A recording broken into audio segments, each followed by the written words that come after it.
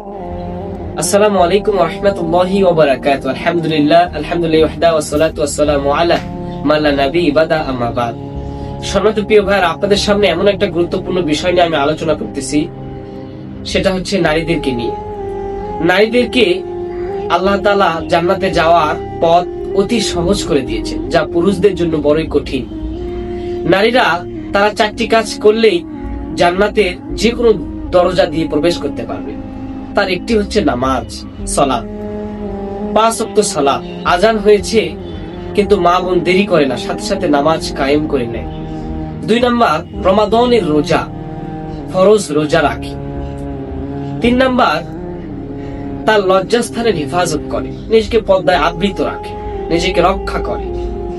4 number হচ্ছে স্বামীর খেদমত। আমরা অনেকে আছি, অনেক মা বোন আছি, স্বামীর খেদমত করতে চায় না। আসলে সারা দিন আপনার স্বামী কষ্ট করে পরিশ্রম করে ঘরে যখন আসে, আপনি তার সাথে খারাপ ব্যবহার করেন, খারাপ আচরণ করেন, মূলত এটা ঠিক নয়। তাকে আপনি ভালোবাসুন।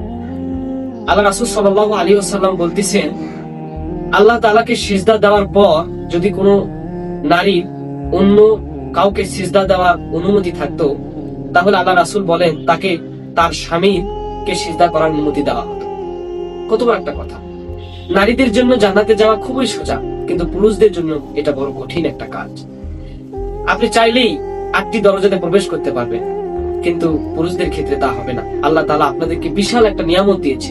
এজন্য মা বোনদেরকে বলতে চাই, আপনারা এই 4টি কাজ পালন করুন।